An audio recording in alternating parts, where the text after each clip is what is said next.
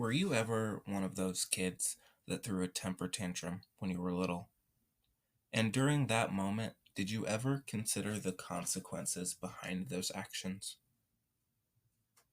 Now, in retrospect, you probably realized that you're going to have to deal with a little bit more management from your parents or from those people around you because they didn't want you to have another temper tantrum. Now, this concept can be directly applied to France during the 19th century. Their French Revolution in the late 18th century was almost equivalent to a child throwing a temper tantrum. They imploded on themselves, and ever since then, every other nation has had to act as their parent, making sure they weren't going to throw another temper tantrum. They had to keep them in line. And the events of the 19th century are kind of the impact of that. The French Revolution foretold what was going to happen between France and the other European nations over this next 100 years. And today we're going to cover the years 1815 to 1914 for France specifically. And our thesis, though the French went into the 19th century hoping to regain the power held under Napoleon, foreign and domestic conflict ultimately led to a loss in power between 1815 and 1914. And over the course of this video, we're going to recap the fall of Napoleon, where we last ended off from Mr. Ream's lectures. And then we're going to cover the political history of domestic France during that time, and foreign France, their interactions between Europe and the rest of the world. And after covering these very important aspects of France during these years, we're going to talk about their trajectory and kind of how those actions and events influenced the direction France took during this time.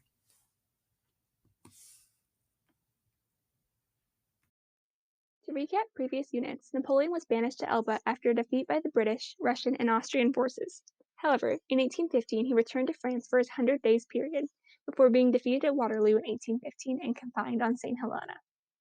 That leads us into the political periods of France between 1815 and 1914, and the domestic events that occurred during this time. The first period was known as the Bourbon rule, which was a conservative monarchy that lasted from 1814 until 1830. The first restoration occurred in 1814 when the House of Bourbon was restored to the throne, with Louis XVIII taking the role of king. This was disrupted when Napoleon escaped from Elba, leading to the second restoration in 1815 when Louis XVIII was restored to the throne for a second time. This marked the end of the Napoleonic Wars. When Louis died in 1824, and he was the last king to leave the throne through natural death, he was succeeded by Charles X. This continued the rule of a conservative monarchy. Charles ruled until 1830 when the July Revolution, or the French Revolution of 1830, broke out. Protests and demonstrations against the conservative government led to 3 days of fighting that led to Charles X abdicating his throne. Louis Philippe was named the new King of France. This marked the beginning of the July Monarchy, which lasted from 1830 until 1848. Louis Philippe, unlike the Bourbon kings, was part of a liberal constitutional monarchy, which emphasizes civil liberties under the law and economic freedom. Republicans were unhappy with the changes he made to the government and wanted to reverse the new monarchy back to the conservative government held under the rule of the Bourbon kings. This led to the 1832 June Rebellion, which was a failed attempt to overthrow this liberal monarchy. In 1835, Giuseppe Marco Fieschi and 2 co-conspirators planned an assassination of the king. However, while they did kill 18 individuals, the king himself sustained only minor wounds. Fieschi and his co-conspirators were executed soon afterwards. This became known as the Fieschi Attentat. Due to bans on political gathering, middle-class citizens hosted what was known as fundraising banquets to provide a location to discuss political issues without fear of government retribution. The government soon caught on to the discussion that was occurring at these banquets, and they were subsequently banned in February of 1848. In a series of violent actions that were known as the February Revolution, Paris citizens, mainly Republicans, were outraged by this new law and marched in the city. Parisians set fire to buildings and cut down trees before turning their anger on the royal palace. Louis Philippe abdicated his throne and fled, in disguise, to England. Following Louis Philippe's abdication, new officials were elected to take charge in the new republic. and all males were given the right to vote, creating 9 million new voters. French workers fought against the government when plans to remove protection from unemployed workers was announced. These insurgents held numbers that rose higher than the 40,000 military members present during the June Days Uprising, though some of these insurgents joined only at being given the option to either join them or be killed by the insurgent members who went door to door in the city.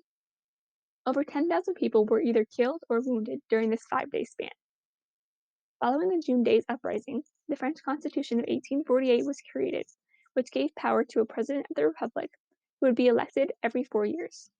Louis Napoleon Bonaparte, the nephew of Napoleon I, became the first president of the French Republic. In late 1851, Louis Napoleon staged a self-coup in hopes of not having to give up his power when the election came in 1852. This self-coup was held on the anniversary of Napoleon's coronation. He was successful in removing power from and disbanding the National Assembly by re-establishing universal male suffrage and gaining the support of the French citizens, which led to the end of the Second Republic and the start of the Second Empire, as Louis Napoleon Bonaparte became Napoleon III. The newly named Napoleon III declared himself the Emperor of the Second Empire in an action similar to that of his uncle years earlier. During the 18 years that he controlled France, he aimed to regain the power that France had once held during the rule of Napoleon I. This led to several foreign conflicts during this period, which will be discussed later on. Napoleon III's rule and the Second Empire came to an end after the French lost in the Franco-Prussian War.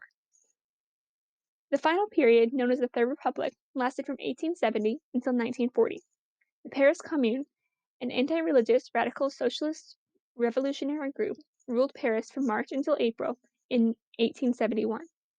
They lost power after a period known as the Bloody Week in France, during which the French army put an end to the Commune. After a bloody, week-long struggle, the Commune was destroyed and the election of presidents began.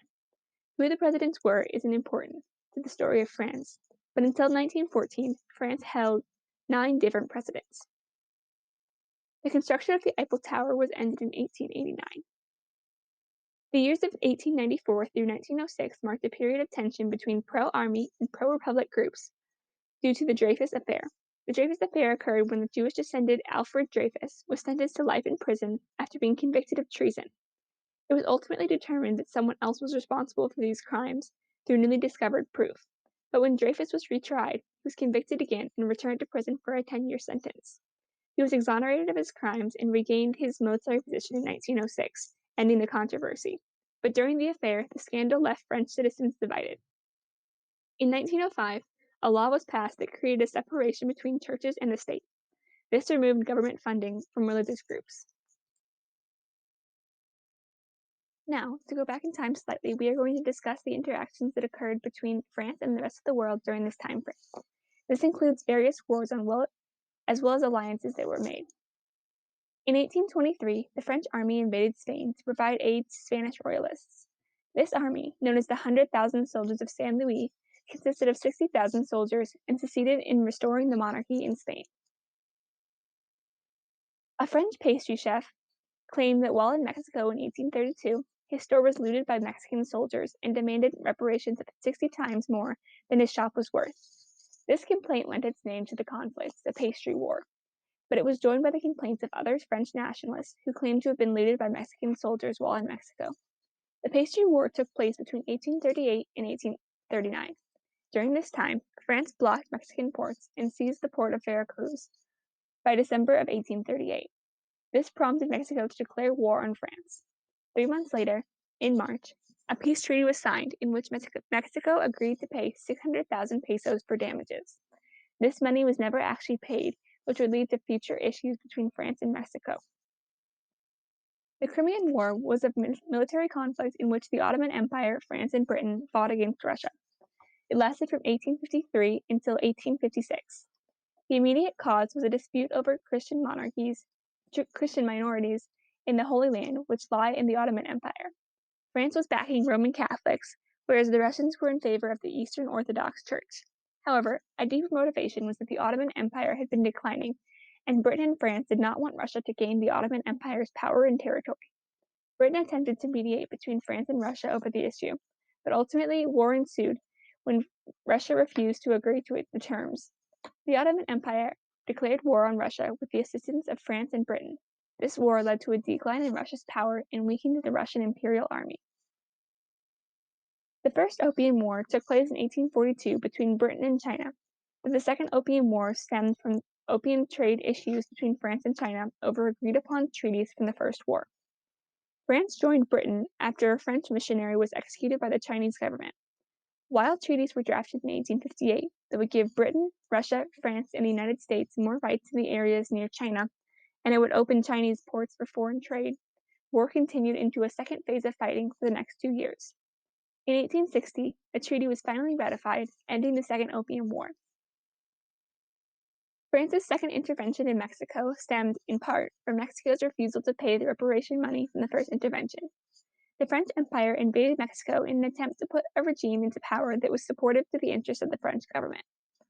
Britain and Spain were initially allied with France to encourage Mexico to pay their debt, but pulled out when they realized that France intended to invade Mexico. The French installed Maximilian von Habsburg as the Emperor of Mexico in 1864. However, the Mexican Republic was restored in 1867 after Emperor Maximilian was executed. The Franco-Prussian War, also known as the War of 1870, was a war between the French and Prussian-led German states. France intended to regain its influential role in continental Europe. However, German forces were better trained, and France quickly lost the war. Napoleon III was captured and sent to the United Kingdom, thus ending the Second Empire. The Franco-Prussian War continued into the Third Republic for 5 months before France surrendered to the Prussians. In the end of the 19th and into the 20th century, a series of 3 alliances would influence the playout of major world wars. The Franco-Russian alliance was made between France and Russia after a series of agreements between 1891 and 1894. The alliance would last until 1917. The Entente Cordiale was signed in 1904 and improved relationships between France and Britain, making the 2 states allies as well. The third alliance was the Anglo-Russian alliance, which was between Britain and Russia, but linked the 3 countries, Russia, Britain, and France together in what is known as the Triple Entente going into the First World War. This alliance would be set against the Triple Alliance made up of Germany, Austria, and Italy. These alliances would eventually help lead to tensions that would cause the First World War to break out in the scale that it did. France entered World War I on August 3, 1914. After listening to all of the history that happened with France during the 19th century, we're going to transition into the trajectory of the nation during this time and how the events that shall be described impacted the direction France took and how its power compared with the other European nations at the time. We're going to talk about the domestic politics, the economics, the foreign politics of France, in addition to the colonial affairs as well. And beginning with the domestic politics, one of the main goals was to create an ideal society. And it very much depended on the ideologies of the people within the country as well. And it definitely wasn't successful because, as you should have noticed with the beginning portion of this presentation, there were frequent overthrows within France. There were many rebellions, riots, and coups d'etats, in addition to many other things as well. But all of these things originated because of the political demographics were so different. They were always at odds with each other. You always had the liberals and the conservatives or the Republicans or whatever you wanted to call them, always going against each other and not being able to work together in any aspect of government. So this created a constant instability, which really made it difficult for France to have a stable government that would enable them to rise up in comparison to the other European nations. In addition to this, there's the economic policies that France had during this time. The main goal with this was to catch up to Britain and other European nations who were thriving with the Industrial Revolution. And the big thing with this here is the French Industrial Revolution happened much later than many other countries. It happened during Napoleon III's reign. And the issue with this is that it happened way too late. Instead of being an event that occurred and allowed them to pull ahead of the other nations, it was something that had to happen for them to catch up. Like I said, that main goal. And the only problem with that is they wanted to dominate Europe, not just make themselves equals with the other countries. So the fact that they had to so much ground to cover just becoming equal with them again is something that was detrimental to their main goals. And it succeeded a little bit because the economic standing of France did increase, and allowed them to pretty much hold on to their standing of great power, but they never became dominant over any of the other ones. They were kind of just there, not really influential over those other big guys. And furthermore, we have their foreign politics. Their main goal here was to follow in Napoleon the First footsteps. You know, after coming out of the Napoleonic era, we have a picture of the continental system, which is basically France exerting its control over all of mainland Europe. And we see the Frenchmen wanting to go back to that, but they struggle. They're never really able to get that much influence ever again. Uh, they attempted being influential, but nothing important ever really happened. And this could be because of Napoleon was a military genius. And after this time, we never really had somebody who was so superior to the other countries coming and leading the way like that. So they kind of just were stagnant in their foreign politics. They wanted to be dominant, but they never were really able to. In addition, we had a strong presence of the balance of power here. If France was too aggressive in their land expansion or trying to be too influential, then everybody else would gang up on them and beat them up. This balance of power really helped suppress the aggression of France during this time. And lastly, we have their colonial affairs. And their main goal here was to compete with Britain and rebuild their colonial standing after 50 plus years. Around the time of the French Revolution, they kind of lost all of their colonial presence. They sought to rebuild this because they noticed how with Britain it enabled them to pull way ahead. It allowed them to get resources from many different places and kind of specialize in a way that allowed Britain to become the most dominant power in Europe. And they created some colonies, but nothing that was super beneficial, especially not to the level of Britain's colonies. And one thing you notice with this policy, like with this picture over here, is France tried to invade Mexico and kind of make them a French colony. And if you notice at the top, there was the Confederate States logo. This happened during the Civil War in the United States, um, and it violated the Monroe Doctrine. So this kind of leads into the other point. It increased tensions with other nations. Even though the United States was within their own conflict at the time, it violated the doctrine that said that they could not take any part in politics in the Caribbean area or the South American area.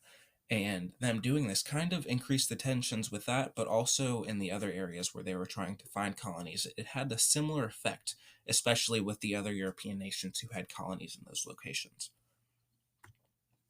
And kind of to conclude this presentation about trajectory, France lost power and influence.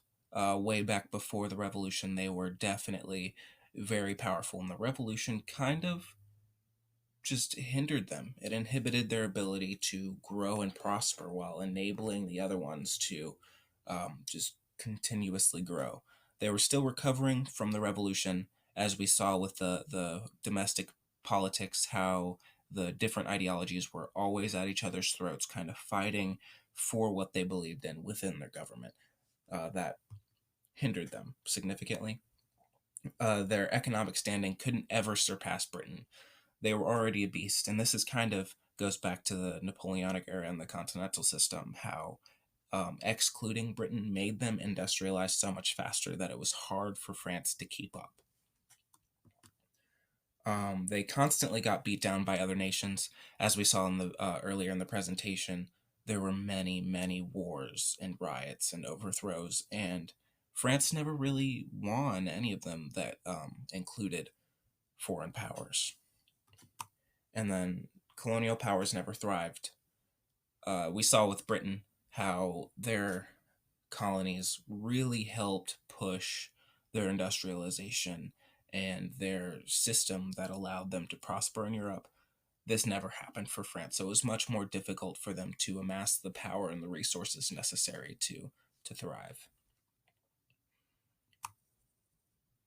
And that is all we got for this presentation. Here are our works cited.